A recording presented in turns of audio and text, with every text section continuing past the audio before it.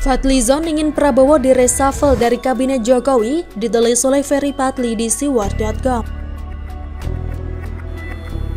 Sebelum kita lanjut, jangan lupa subscribe dan nyalakan loncengnya agar Anda menjadi yang pertama mendapatkan informasi dari jurnal terupdate.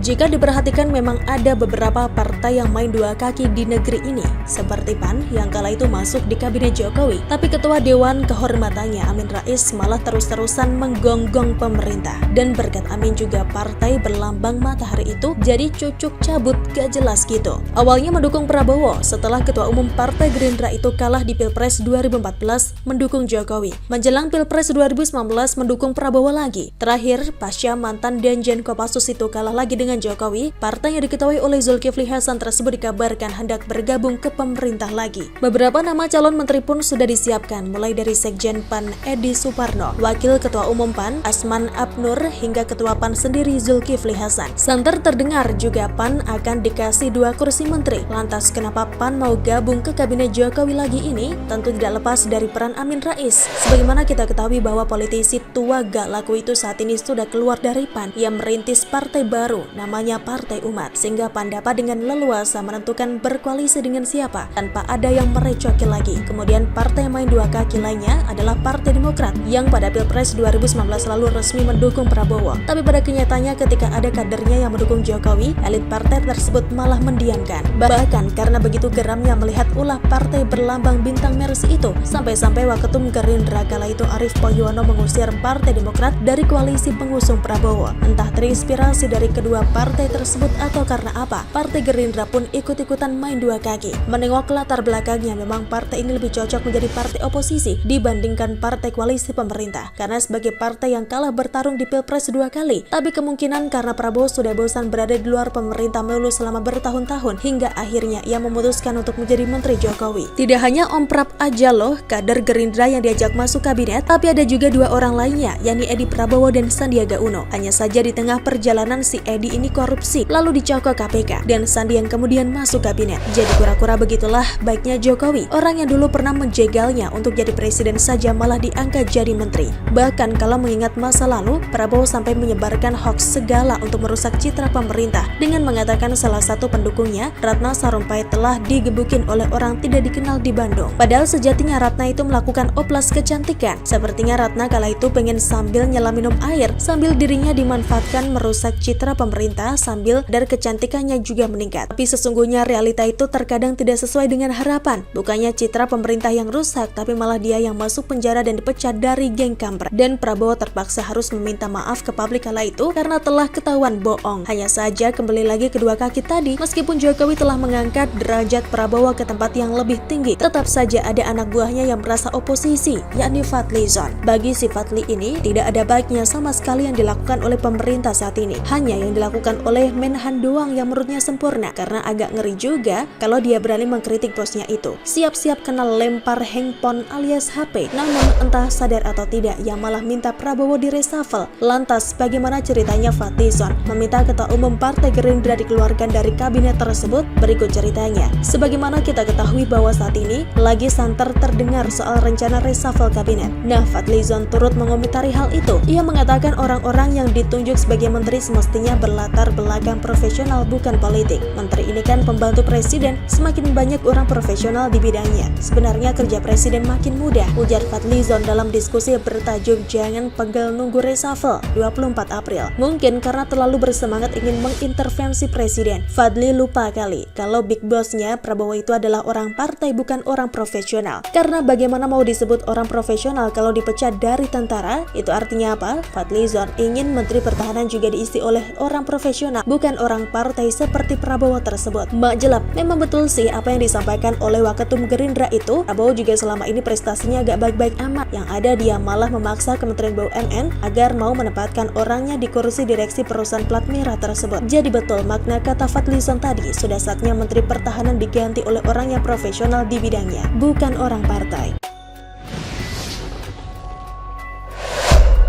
A1, Prabowo ngamuk maksa caleg PKS jadi direksi BUMN, ditulis oleh Alifur Rahman di siwar.com. Sebelum kita lanjut, jangan lupa subscribe dan nyalakan loncengnya agar Anda menjadi yang pertama mendapatkan informasi dari jurnal terupdate.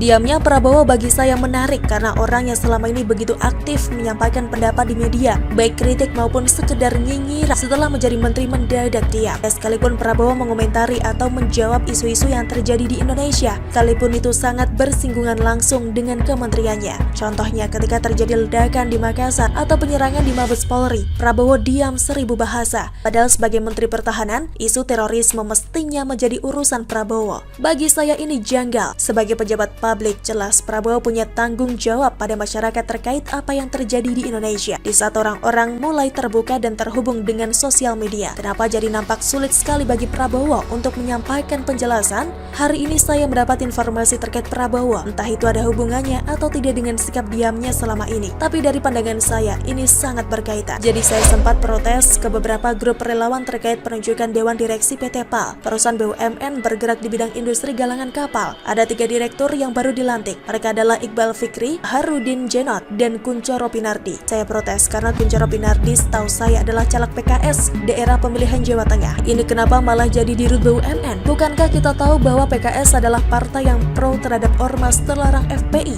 Bukankah PKS juga adalah partai yang kadernya banyak membela teroris atas nama hak asasi manusia, termasuk mendukung pemulangan ex-ISIS ke Indonesia? Lalu dengan bodohnya membandingkan dengan warga negara Indonesia di Wuhan yang terjebak virus beberapa waktu lalu. Saya sebagai relawan mungkin bukan siapa-siapa, gak terlalu banyak memberikan dampak terhadap kemenangan Jokowi amin. Tapi ya gak gini juga lah caranya, malah menempatkan orang-orang perusak NKRI di jabatan strategis BUMN. Kalaupun gak ada sama sekali dari kalangan relawan yang bisa ditempatkan di posisi tersebut, kan masih banyak orang lain yang profesional dan tidak punya sikap politik memberontak pemerintah. Katanya kita berjuang untuk merah putih tanpa pamrih, hasilnya malah merangkul orang-orang pro-radikal masuk BUMN untuk mengumpulkan logistik politik. Ini apa-apaan? Gara-gara saya protes cukup keras, tiba-tiba salah seorang relawan menenangkan saya lewat japri WA. Sabar, sabar, katanya. Dari kawan saya inilah kemudian terbongkar sebuah cerita sangat sengit. Dia menjadi saksi langsung melihat Prabowo menekan, marah-marah pada Kementerian BUMN terkait penunjukan Dewan Direksi PT PAL dan PT lain yang tidak bisa saya sebutkan namanya. Hal ini disebutkan Kementerian BUMN menolak nama-nama yang diusulkan oleh Prabowo karena mereka sudah punya calon nama yang potensial dan dianggap tepat untuk mengisi Dewan Direksi dari 2 perusahaan tersebut. Tidak dijelaskan bagaimana cara Prabowo marah-marah dan menekan, entah sambil gebrak meja atau sampai lempar HP ke muka Erik. Pokoknya marah besar, murka. Gara-gara kasus ini sampai Presiden harus turun tangan menengah karena Menteri dan Menko yang lain sudah gak mampu. 2 orang itu pun disidang, mirip kayak anak yang habis berantem cakar-cakaran. Setelah disidang, keduanya diminta baikan, salaman dan cipika-cipiki. Presiden minta Prabowo menghargai Kementerian BUMN terkait penunjukan Dewan Direksi karena itu sepenuhnya hak Kementerian BUMN. Tapi karena sudah terjadi ribut-ribut, maka nama-nama yang diusulkan Prabowo untuk mengisi PT PAL dikabulkan. Sementara untuk PT lain itu, nama-nama usulan dari Prabowo ditolak karena PT lain ini termasuk perusahaan yang harus diselamatkan dan melibatkan uang yang besar, bukan malah diisi oleh orang-orang dengan kepentingan politik yang bisa bikin nasibnya tambah hancur. Tapi itu pun dengan syarat ke depan Prabowo tidak boleh lagi berbuat ulah seperti ini. Akhirnya 2 orang yang disidang itu pun keluar istana bergandengan tangan. Mendengar cerita ini, akhirnya saya paham kenapa caleg gagal PKS itu bisa sampai jadi Dewan Direksi PT PAL. Itu berkat jerih payah dan keringat marah-marah Prabowo. Secara politik saya menilai ini adalah upaya Prabowo untuk membangun jaringan logistik untuk kepentingan politik 2024. Entah untuk ikatan atau hubungan antar pribadi, atau cara Prabowo menekan PKS agar ikut dan manut saja di 2024 nanti dengan siapapun calon yang akan diusung oleh Prabowo, seperti Pilpres 2019 lalu. Bagi saya ini sinyal bahaya. Komitmen Prabowo saat masuk sebagai Menteri Pertahanan adalah melepas seluruh embel-embel atau produk radikal yang selama ini mengelilinginya. Fokus bekerja untuk kemajuan Indonesia. Tapi kalau seperti ini masih bermain-main dengan orang PKS, jelas ini sudah melanggar komitmen. Presiden nampaknya kurang detail melihat siapa nama yang diusulkan Prabowo. Tidak sampai memeriksa nama Kuncoro Pinardi. Cerita ini menjadi penting untuk saya buka dan sebarkan agar ke depan pihak-pihak terkait sadar bahwa cerita-cerita negatif seperti ini sekarang sudah sampai pada masyarakat. Tolong jangan ulangi lagi. Semoga Presiden membaca catatan ini agar menjadi perhatian dan evaluasi. Itulah kura-kura. Bagaimana menurut Anda? Silahkan tulis komen Anda di kolom komentar. Jangan lupa untuk like, subscribe, dan share. Argana pamit, sampai jumpa.